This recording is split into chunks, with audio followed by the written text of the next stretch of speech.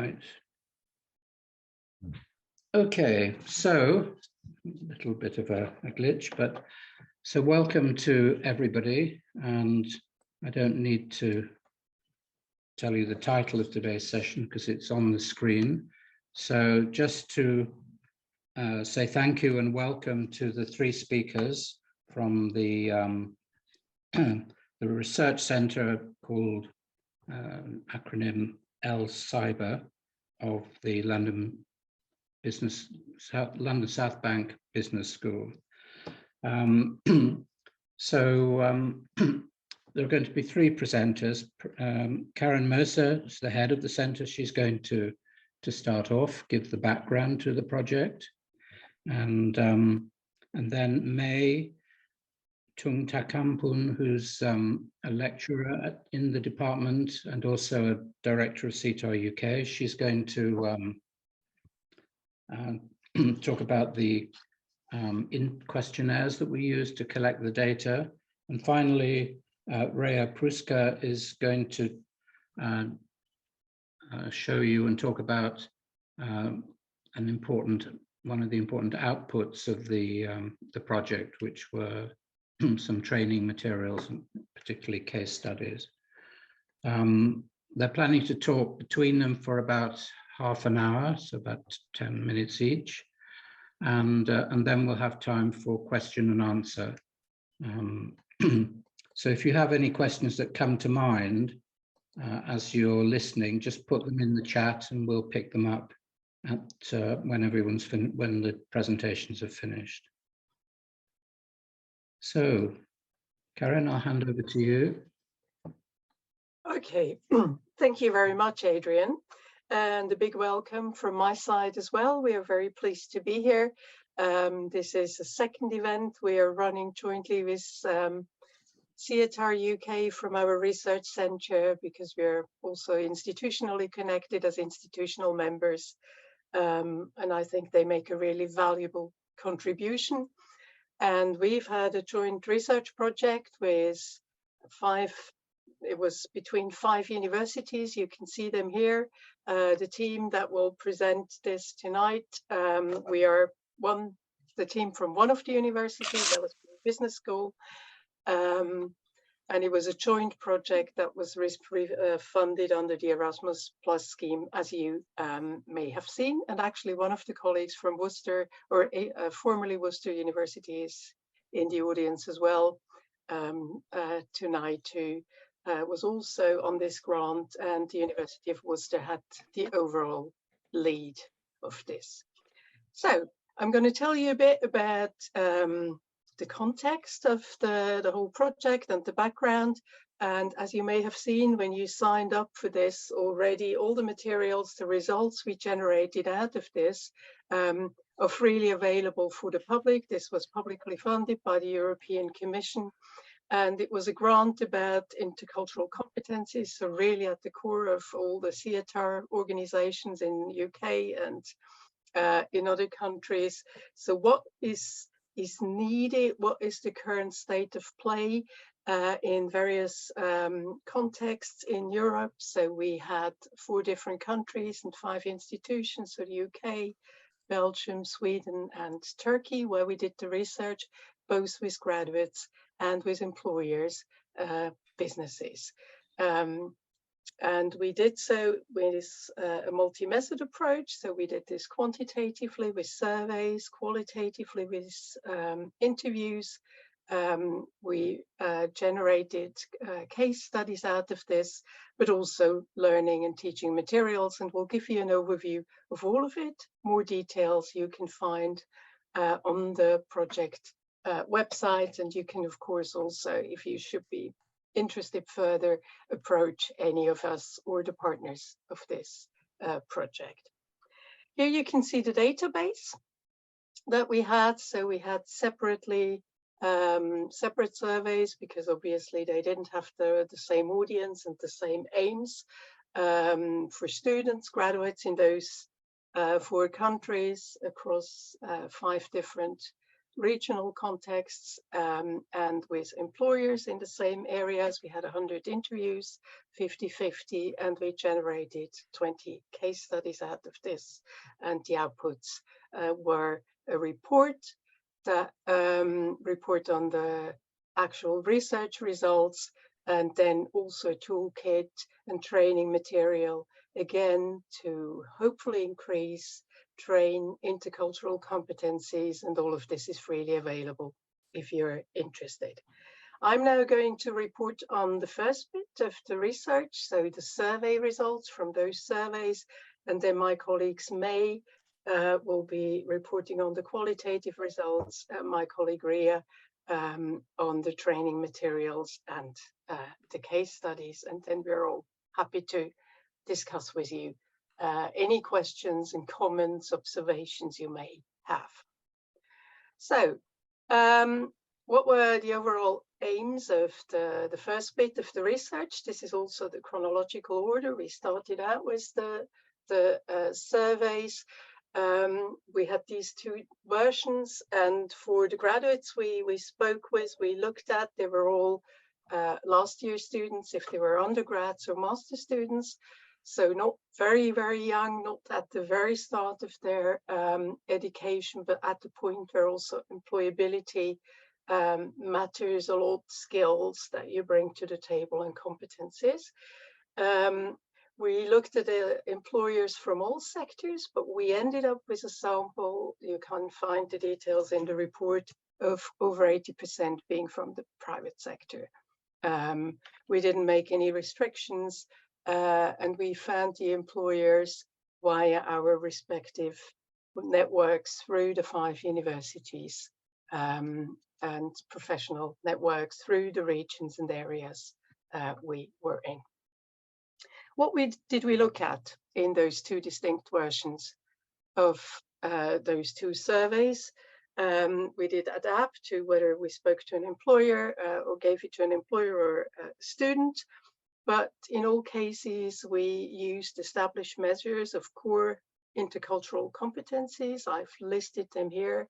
I assume many of you are familiar with these. They're absolutely core and have been shown to stably predict the degree or the level of intercultural competence in a lot of contexts. So empathy, cultural empathy, cognitive flexibility, social initiative, correlates a lot with extroversion. Emotional stability is essentially low in neuroticism, low in being anxious is what it refers to, and tolerance for ambiguity.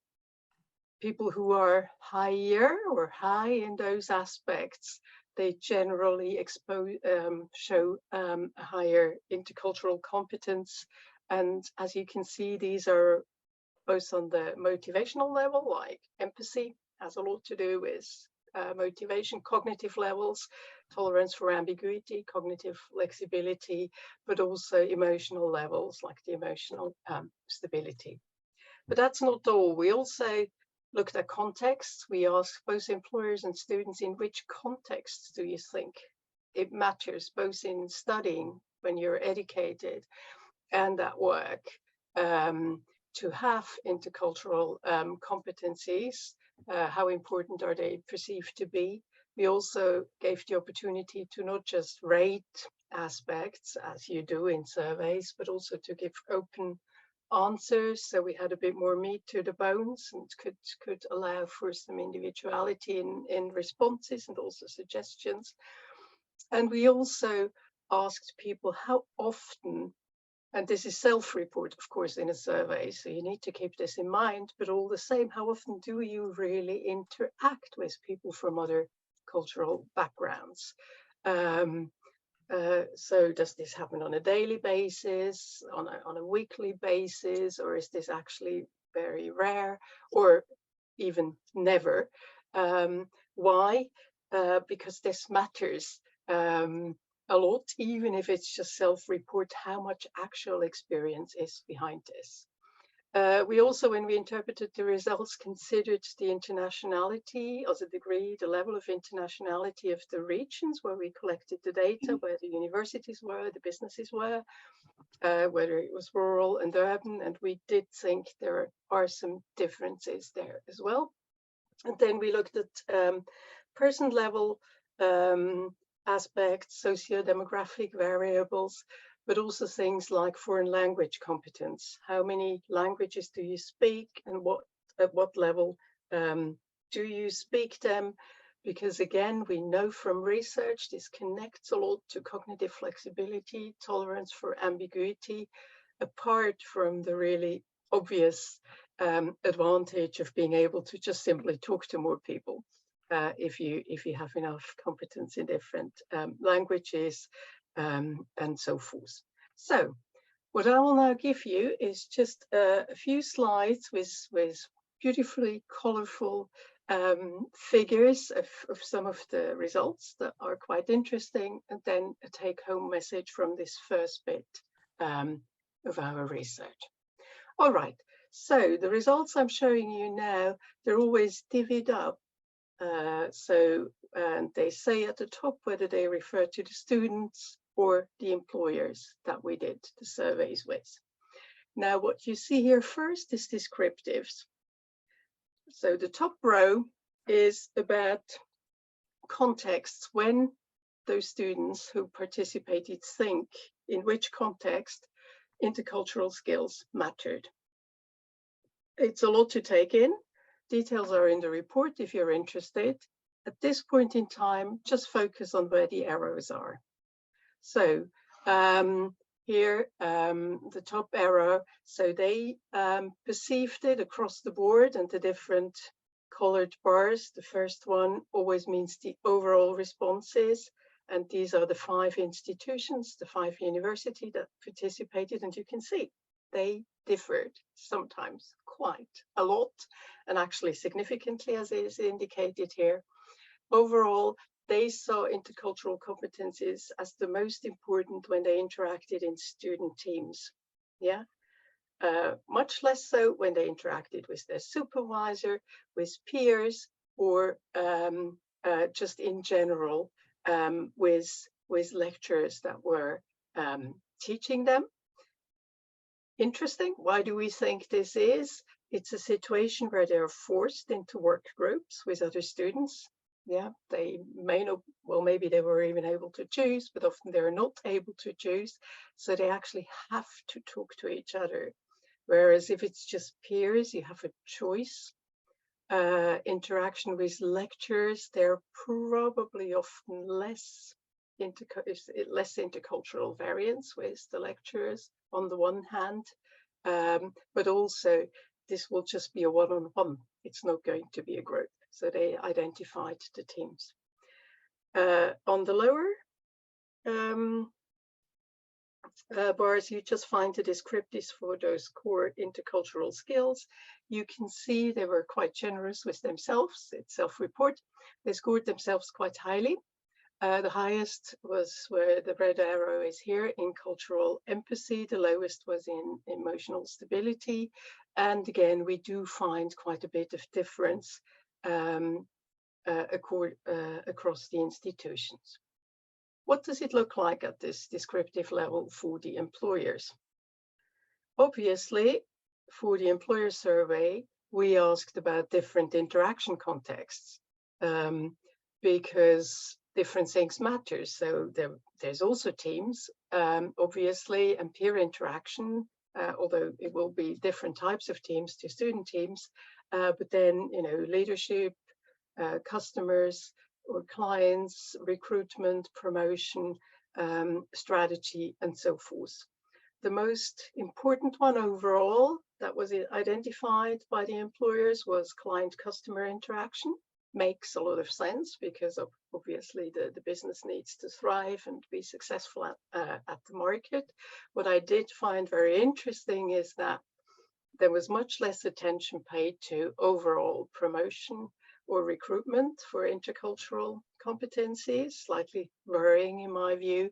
It was also seen as less important for most businesses in most areas for defining strategy. So at that top level, it doesn't seem to have, at least in the perception, to have that much of an importance. It's in the medium level if it's about teamwork and so on. If you look at the descriptives below here, again, like the students, they judge themselves overall to be the highest in cultural empathy. Again, emotional stability was the lowest, and we had some variance across the others. So far, so good. Now I'm showing you the much more interesting bit, because this is just the high-level descriptives. But what we do find is if we put this together with actual interactions, and then afterwards I will show you what it looks like for language competence, we see an interesting picture. So this is from the students again, and this is self-report. We ask them, how often do you actually interact with people from other cultural backgrounds? How often do you really have those intercultural interactions? And the blue bar at the first here is always the total.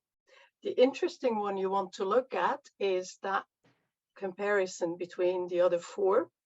So the red one means rarely, yeah, the gray one means occasionally, the yellow one means weekly, and the blue one means on a daily basis.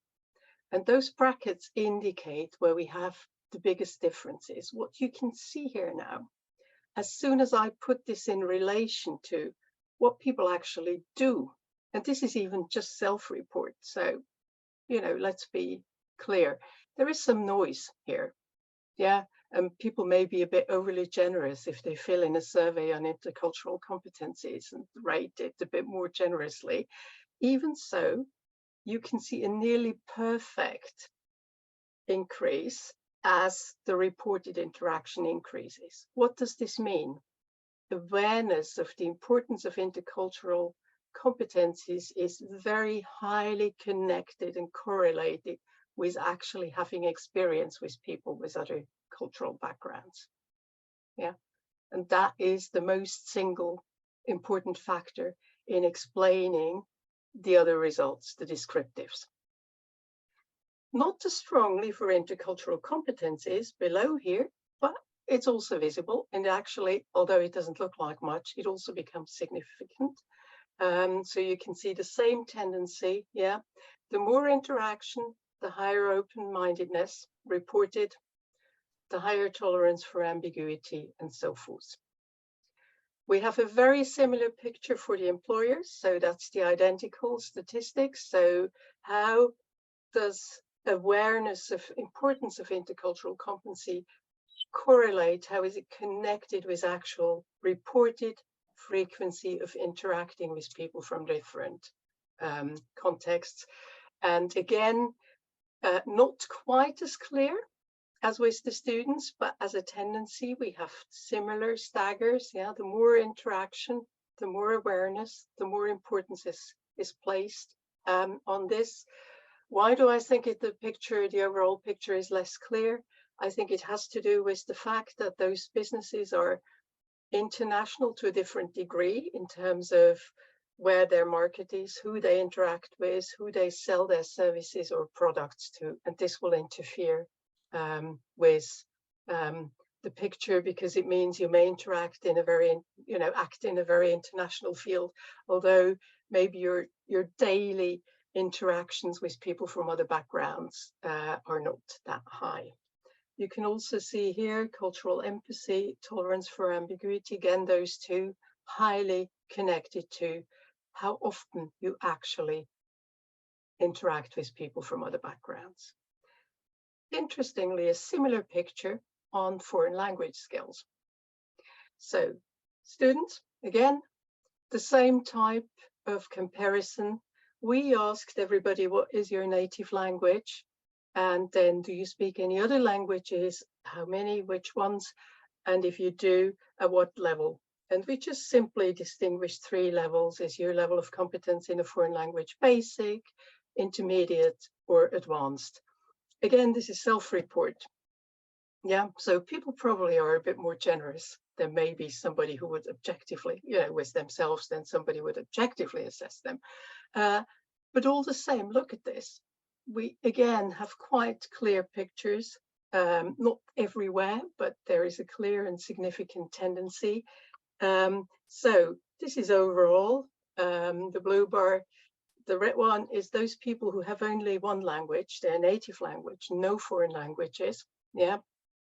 And then we have people at the gray bar who have at least one foreign language, and the yellow ones, people who have more than two. So those are the highly multilingual people that they speak. We've only included those who judge themselves to speak those foreign languages at least intermediate level. Yeah. And again, you can see higher awareness is correlated with language competence, foreign language competence, and also some of the core intercultural competencies, the brackets again. Same, actually even more pronounced in this case, interestingly, for the employers that we interviewed. Yeah, much higher awareness for anybody who reported at least intermediate foreign language competence in at least one language, compared to those who only speak one language, have one native language, and also for the intercultural competencies. So, summing up, what's the take-home message of this first part? Actual experience tops knowledge and training. Yeah, very obviously. Really important takeaway for both educators as well as HR. Knowledge, of course, about other cultures never hurts. It's never wrong, but its effect is probably very limited. But what really makes a difference, and we know this from lots of other research, it's very famous under the contact hypothesis, you may know this, actually being exposed, meeting other people who have a different background is what makes all the difference.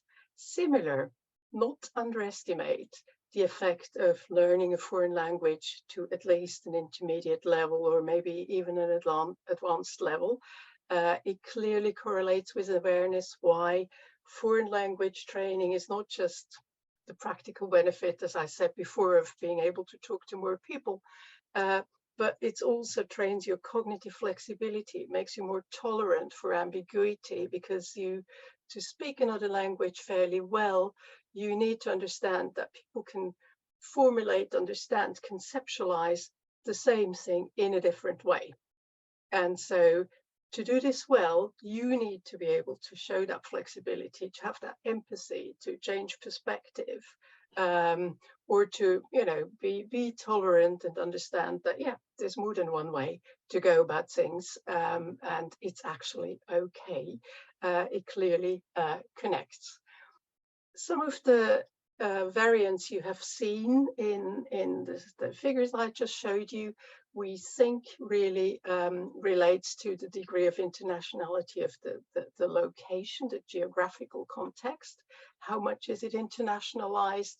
Also the business activities, or how international the student body is at the university. So this is a further confounding variable.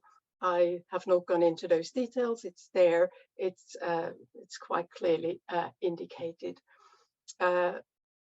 When we asked open questions in the survey about benefits, people were very positive about it, seeing it as an opportunity to learn new things and creativity. So it's clearly the insight, what it could do is there, but what actually changes the awareness and the competencies, if we measure them, is the experience with people from other cultures. So what needs to be done? Foreign language training, yeah.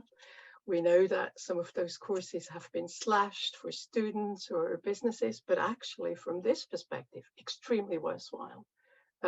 Investment, internships, exchange programs like the Erasmus program, for example, and so on, but also very consciously trying to form international or intercultural teams as much as you can within your business, but also in study programs, because again, this will provide the experience and also social events.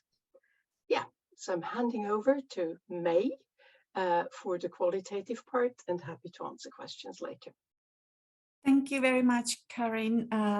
Right, so good evening, everybody. Today, I'm going to present the result of the interview between employers and students. The purpose of the interview is to explore the intercultural skills based on employer and students' perception.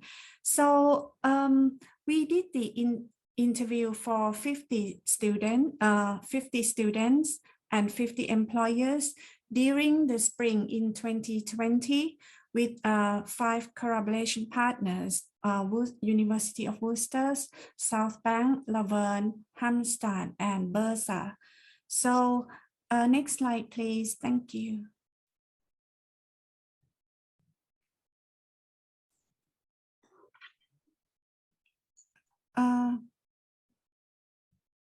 So isn't it your slide, May? No, no, sorry. Sorry. Yeah. Next slide, please. Thank you. So the result of the interview based on the employers, yes, it's all about cultural empathy, cognitive flexibility, social initiative, open-mindedness. When we talk about cultural empathy from the interview, it is involved with the understanding that there are specific cultural differences such as formal and informal interaction. For example, when we approach people in some cultures, they are very formal, whereas when we approach others might be very casual. So such a cultural differences like this can have an impact on the efficiency of an individual work. Okay, and when we talk about open-mindedness, it is about having open and tolerant attitudes toward different groups who come from different cultural backgrounds and different cultural norms and values. Because in multicultural workplace, it is important to respect each other in the workplace. Like, for example, like this quote, being open-mindedness has led me to learn a lot of other backgrounds and see other colors, pull things from other cultures into my business. Every day it comes out new things and very creative and innovative. Okay, next slide, please.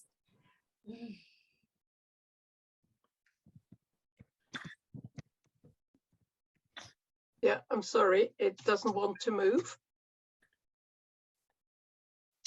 Okay. Right. Okay. So when we talk about cultural skills that needed in the future, there's a few points, which is like soft skills, risk-taking and innovation, communication and languages, and digital skills. When we talk about soft skills, from the employer's perception, they have experienced more and more soft skills that are needed because when we're doing business, such as we have to have a continuous learning and being able to deal with constant change and all uncertainty, and also to understand what the requirements of company in specific environments are. Yeah. And when we talk about risk-taking, it's all related to experimentation and innovation that are needed for business development. When we talk about communication and languages, they said from employers' perspective, they said that foreign language are a must to facilitate communication because language can help in dealing with difficulties and can bridge communication barriers. For example, like this quote that you can't treat Indians and Chinese as the same. The Chinese are more closed and reserved. So it is important to be able to understand people in these matters. And since the Indian is a bit more transparent, the Chinese don't want to make it very clear when they have a problem. So in terms of cultural skills that needed in the future, next one is the digital skills.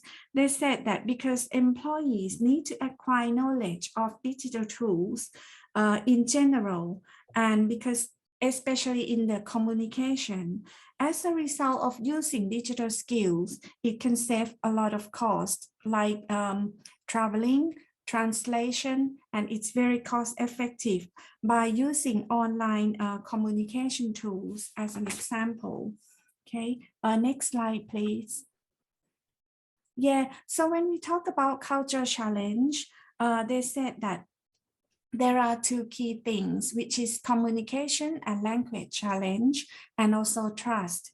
If we talk about language challenge, they said that although employers have to speak English, but speaking only English can be difficult in some countries, especially when we deal with people from different nationalities as well. And when we talk about trust, it is important to develop trust within the organization and also with the foreign partners as well. Like, for example, our foreign partners are having trouble trusting us. They are just prejudiced against us, and they doubt our technical competencies, as an example. Next slide, please. Thank you. So now let's move on to the key interview results based on students' perception. Again, yes, they said the same thing, that most important intercultural skills based on those cultural empathies, cognitive flexibility. But in terms of students' perception, cultural empathy from their perception means like social understanding and empathy are very essential. For example, how other students' religious belief and festivals can have an impact on their working patterns. Okay, and if we talk about cognitive flexibility, they said that it's all about person's awareness that any given situation, there are options and alternatives available. For example, some managers are very friendly and very flexible, whereas some are very strict and disciplined. So these are things. And if we talk about social initiative, all those students said that social events are the easiest way and most convenient way to improve understanding to each other. For example, if you are taking social initiative, it's improve your self-growth as well, and you will adapt much more easily and make friends from different countries. How they bring their different aspirations and goals, and they kind of give you the awareness of what they expect. So these are the social initiative. Next slide, please.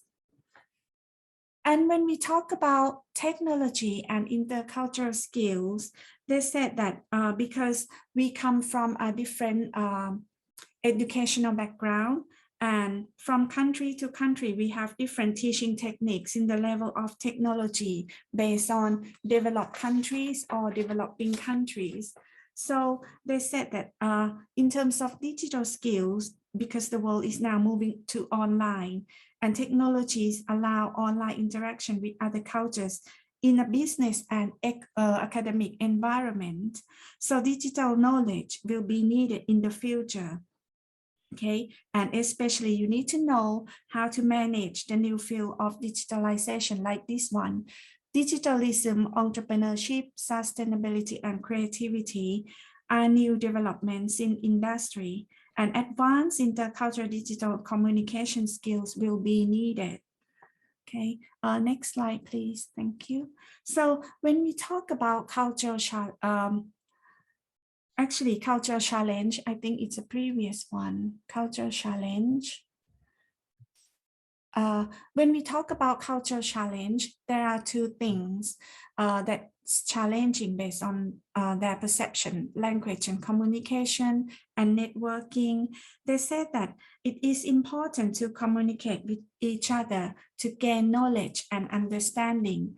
But when we talk about networking, they said that it's one of the most important thing, but very difficult and challenging, because especially when they study abroad, and have to deal with people from different countries and in different cultural background. So it's quite difficult and challenging. And next slide, please. So overall, the same thing as the practical implication.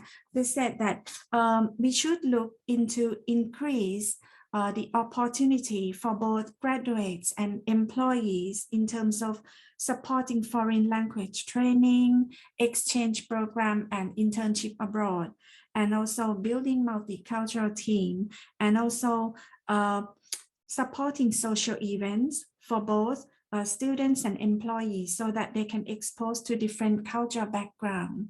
So let me pass to Professor Ria. Thank you very much. Thank you very much, May, and good afternoon, everyone from me as well. I'm coming to the third part of the project because we've talked about the data collection, the analysis, and how it led to a report. And you can find the report is publicly available. But as Karin was explaining at the beginning, this is about offering some practical material for businesses, for educators to use to further develop intercultural skills and competencies. So what we did at the last part of the project was to look into the data, talk to employers, and utilize examples that they had given us to develop case studies, that we can use for teaching purposes. And that link that you can see on this slide takes you directly to the learning resources that we have provided as part of this project. The actual case studies were presented in a toolkit, and there is a manual as well that is explaining how to use the case studies. So we worked on providing a variety of case studies, written, narrated, and video as well, which are very, very interesting. The video and the narrated presentations provide different type of input to any learner, and obviously the written ones as well can also be very effective. And what we did then, we contextualized the case studies in what we call a training manual. It explains how to use the case studies, what each case study is trying to achieve. It talks about how the case studies could be used by educators, how they could be used by training professionals. And there is guidance in terms of teaching notes, how to prepare before the class, how to deliver the class, how to utilize the case study, and also offer some suggested kind of answers, if you like, to the case studies to guide the educators in the way that they deliver them. If I can have the next slide, please. So who can use the case studies? I've talked a little bit about this, but it's for anyone that has an interest in developing a skill set or developing the skill set for intercultural interactions. So higher education providers, further education providers, academics that teach modules, that design courses in any of the subject areas that you can see here: international business, globalization, employment skills, intercultural communication, any type of courses that are international in nature would benefit from utilizing and embedding the material that we have created into the curriculum. We can also the material can also be used by business coaches and consultants. So this could be for the purposes of developing recent graduates and early career employees, and in the same way that they can be used by in-house trainers and managers in companies that have the issue of recruiting new colleagues, new employees coming from the graduate market. And many times these graduates need to work interculturally, they need to work in teams, they need to work in a global, having a global mindset, and therefore some training that could be offered by organizations can also benefit from the material we have produced by incorporating into their own training. And of course, entrepreneurs and business owners as well, they want to many times expand their operations. They want to work with different cultures, different suppliers or customers working in different cultural environments, so that the material would be beneficial for them as well to get an understanding of the the different things that they need to, the skill sets that they need to develop to maximize the intercultural interactions. Next slide, please. So in the way that we've, you'll see in the way that we have presented the material, and Karin talked about this, we used the dimensions, the intercultural dimensions as our framework. So we try to create case studies that mapped across one or more of these intercultural dimensions. So some case studies are looking at issues around cultural empathy, cognitive flexibility, social initiative, and so on. And it's not always easy to categorize, as you know, these intercultural dimensions. Sometimes they are overlapping. Sometimes an issue might be cutting across different dimensions. But nevertheless, once you open the manual, you will see there is a table that specifically explains which case study is most likely geared towards one or more of these dimensions. And also the case studies are not just limited to the dimensions that you see in color here, but they are building secondary intercultural skills, such as they talk about personal prejudice, motivation, cultural sensitivity, and cultural business practice norms. So they touch upon these areas as well. But once you look at the manual, there's a table that sort of gives you this map.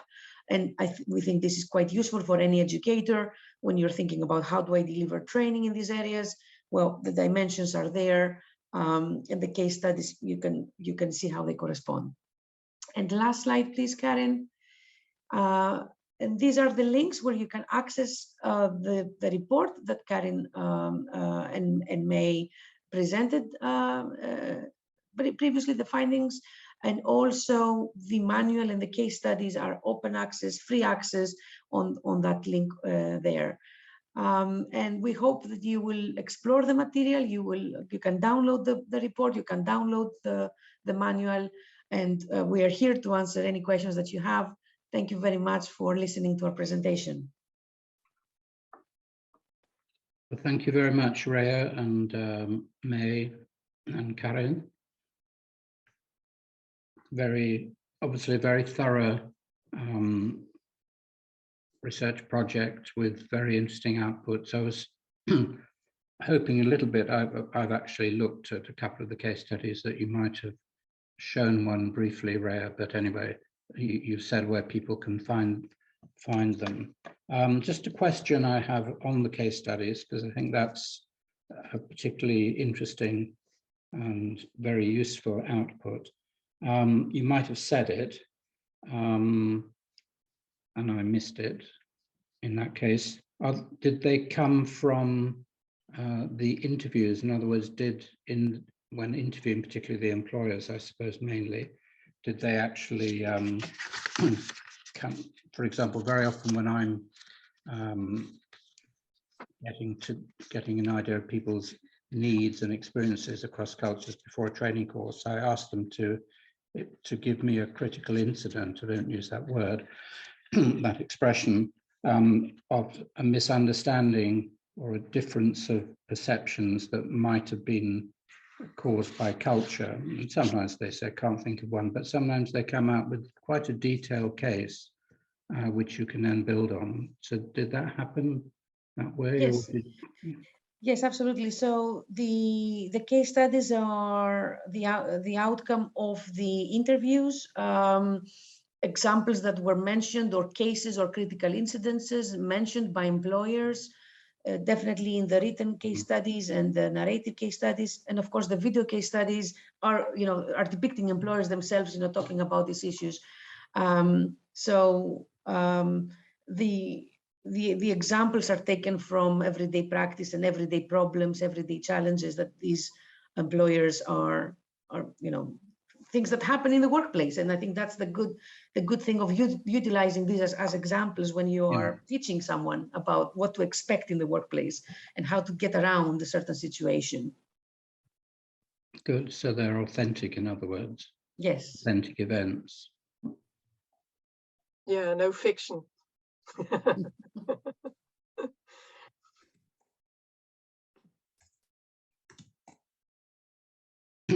Well, we've got a very experienced group of people in the audience. Let's see if they can come up with some other questions. Let me have a look at the chat. No, nothing. Yeah, just ask away, please. Unmute. I think we're not that big a group. Yeah, we've got 26 people. A couple of people have left, had to go and apologized. Yeah, there's a hand up by Becky Bergman. Hand up. I had a question. So, I mean, the first part of this is really wonderful data. First of all, thank you so much for that and wonderful resources. But I was I was interested in hearing your comment about the fact that you show very clearly that part of this is about actually having that experience. So it's about people coming into contact with each other. It's about people actually getting to grips with another language. It's about people experiencing different things, which really your data really shows make a difference. But then you have the training materials. So can you comment a little bit on how you see the training material being used with what you describe as the importance of actually having these experiences? So is it training material in preparation for these meetings, or how do you see these two working together, so to say? I can go first with this question. When you're training someone on intercultural skills, I don't think there is one thing that you need to do and then the person will be trained and then they're going to be competent in this. So I think it's utilizing a variety of resources, if you like. And the way I see this, and Karin can also maybe add to this, I think it's getting the message across that the interaction plays an important role. Learning languages plays an important role. That's something that employers can also utilize as well. Many employers, support courses and professional development, and they might want to consider this as well. Many employers are working already in a global environment, and they can have a rotation of assignments in international locations, for example, in terms of how they, manage the staff and how they divide the tasks. And in addition to that, there is also the training that could be done, the knowledge that Karin talked about, but the practice as well is also very much needed. And the case studies bring examples. So from someone that might not have any kind of experience, I think there is a line of continuum, if you like, from studying something, reading about something, to practicing a little bit something, to actually being immersed in an intercultural environment and really living for yourself, to see the challenges and to develop yourself in that way. I don't know whether Karin would like to add anything. Yeah, I'm going to be very straightforward about this. I think you're asking absolutely the right question. It's simply a contradiction to our results.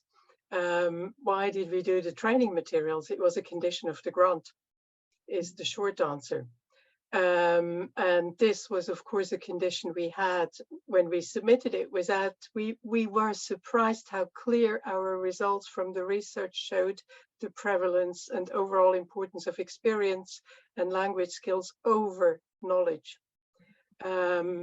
But this type of Erasmus grants, and I do think this is basically right, requests a transfer output, materials, toolkits, trainings, and not just academic stuff.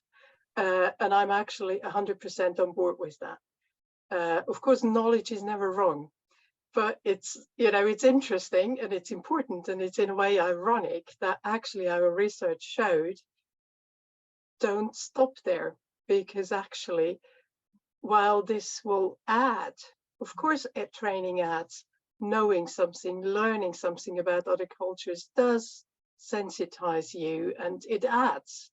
There's no doubt about it.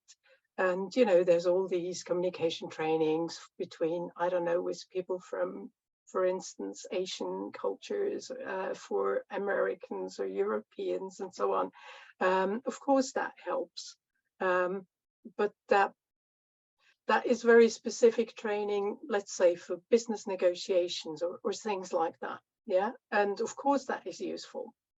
But the overall awareness and the basic overall development increase of competencies that you have as a person and that you will show across contexts comes from experience and learning foreign languages to a fairly decent level.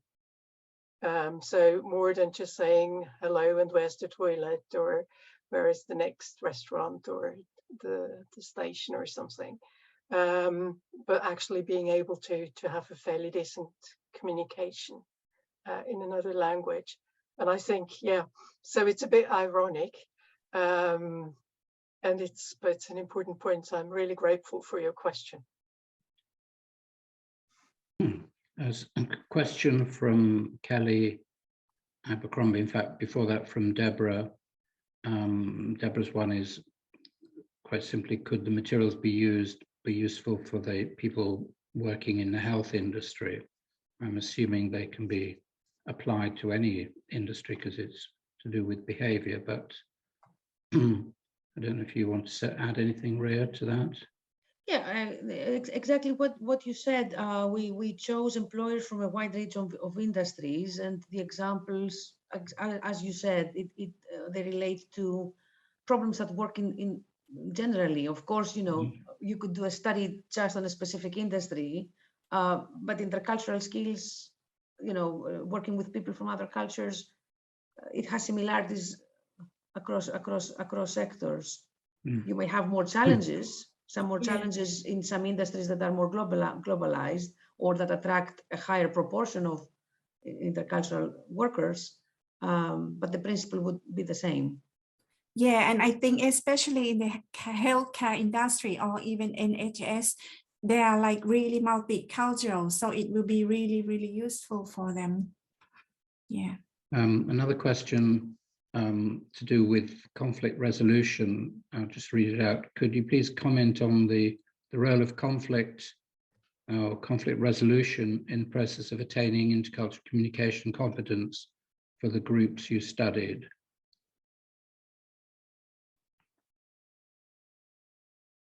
I'll leave you to I think that's for you, Rhea. I thought it was about the survey. Oh, no, it's not about the survey. It's no, more. It's about the cases, I think. To do with cases in the training. I don't know. Do any of the cases highlight conflict and conflict resolution as opposed to, say, misunderstandings?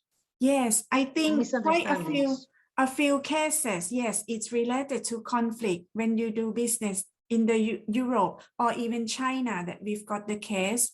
Yes, it's all related. And also those conflict resolution by using those open-mindedness, cognitive flexibility. Yes, it's applicable. Yes. Okay. I think we have two hands up, Adrian, that I can see. Oh yes, Alex. And Vincent, yeah. So Alex, do you want to go first?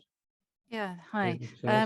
Thank you. It's very grateful for you sharing your wonderful research, and I look forward to exploring the resources.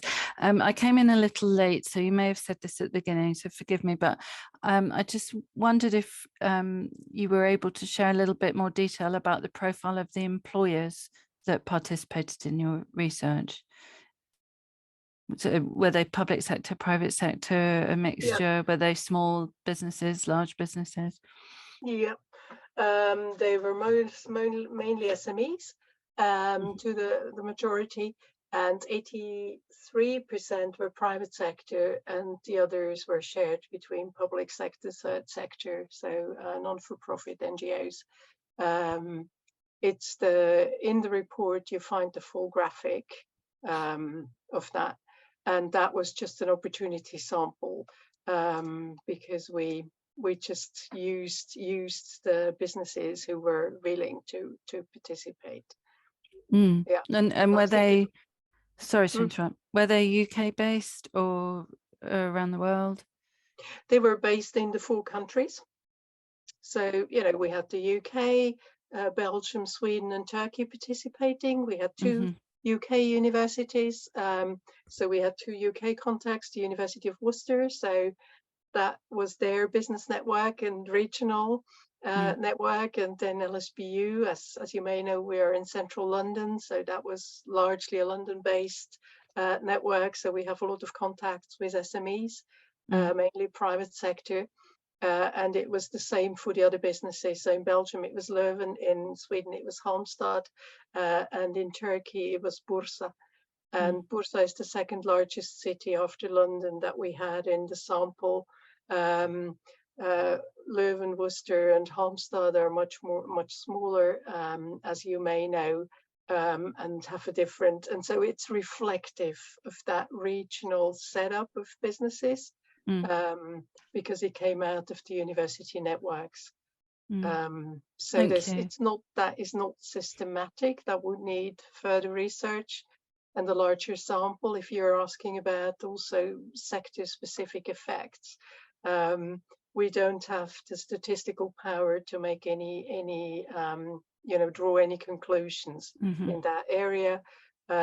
What we had is largely representative in those 4 countries of SMEs in the private sector, private sector, but then within that very different. Hugely useful research, thank you.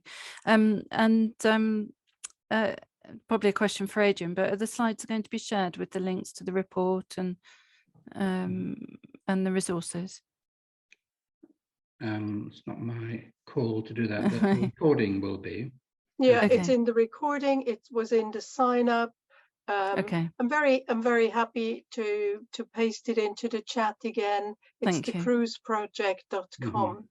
That's the acronym of the project, and then that's the landing page. And then from there, you can come to all the reports and the materials that we have.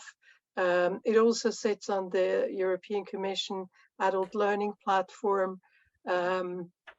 Because it was funded by the European program. And worst case, just email us. We're happy to point you. Yeah, thank you. No, that's fine. I'm sure I can find it. Brilliant. Thank you. All the information will be on our SIETAR UK website under past events. I've put the links in the chat now from the last slide. It gives you the project website, how to download the report, and where to go to download the case studies and the manual. Perfect. There you go. Okay. So Vincent, is your question still on the tip of your tongue? Yes, my question is still valid, I think. Well, thank you, Karin, anyway, for the excellent presentation. One of the, maybe I didn't follow very strictly, but you mentioned the concept of trust, and I'm always interested in that. Did you measure or did you look at trust creating trust within the organization and outside the same organization? Because it's a lot easier to create trust within the same organization, clearly, than across borders, across organizations. So did you look at that concept of trust within and without or outside the same organization? Maybe I can just clarify that we didn't measure any trust in the surveys. It was not included because it was not part of our framework that we used. But it did come up in the interviews, which is why May reported on it. So this is examples out of interviews. Maybe you can elaborate, May, on the trust aspects. So this is all qualitatively and fed into case studies, but it wasn't part of the survey at all. Yes, that is right. Yeah. All right. Yeah. Thank you. So it wasn't systematic, Russell. No. So But any observations or reflection to that?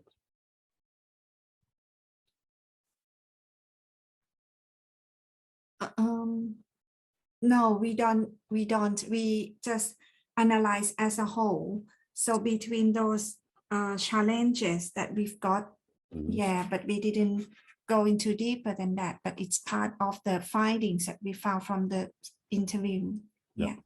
Okay. Yeah, I mean, this is not our research, but what we do know from general other research on, intercultural collaborations is how very important it is to be even more explicit about expectations and deadlines and task divisions, role divisions at work for building trust.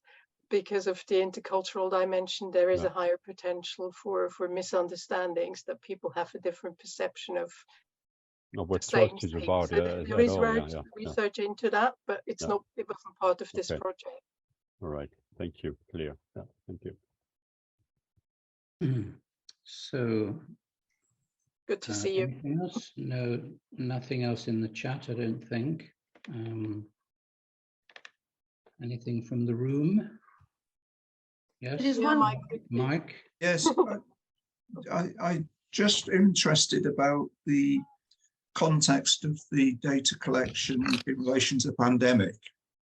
Yes, you did have that. Where it was positioned in relation to that. Mm. And in a sense, a corollary, given the expansion subsequently of hybrid working, if not necessarily remote working in the last couple of years, do you see that having any impact on the kind of cultural skills that people need to emphasize? The kind of settings in which they're going to be displaying cultural skills going to be slightly different than before. Is that going to have any impact on the kind of priorities in terms of cultural skills that will be needed? Really good question. Yeah, well, I think for building trust, especially in intercultural contexts and getting the experience, I don't think the importance of actual real interactions diminishes. Actually, I think it emphasizes this. I think once you have the experience, or your intercultural collaborators a bit, it can work virtually or remotely very well as well. So I think if anything, it sharpens the focus on the role of experience and getting real face-to-face interactions as well. And if this is more difficult or more costly because of an increased hybrid or virtual work environment, I think then this needs to be even more and better planned strategically on all levels. Because what we know from research is that there's limited possibility to replace that experience in an online context. Once you have some experience as a starting point, you can build on that in a virtual interaction. But going from zero to it, it's not impossible, but it's just much more difficult. That would be my take from what I know about it. Maybe other people. Interesting. I think that possibly pushes in both directions, because obviously with hybrid working, there's going to be more diversity in a sense because of wider range of locations available to be submitted. That increases the necessity for intercultural skills. On the other hand, I just wonder whether the actual technology and the process of hybrid working does tend to make some people feel that they can marginalize the cultural issues, that we're all the same, we're all using the same technology, we all have a Zoom in front of us, and that therefore means that the cultural issues are not quite as important. So I think there are competing tendencies in that direction. Yeah. I think you're absolutely right, because they're less visible, because technology is a seemingly an equalizer, and we don't perceive the context or experience the context others are living in as much as we would if we actually go to meet them. Which I think does sharpen the focus and the importance on how important real interaction and experience is. I think it does bring us back to that. I think your observation is, in my view, is spot on. Okay, thank you.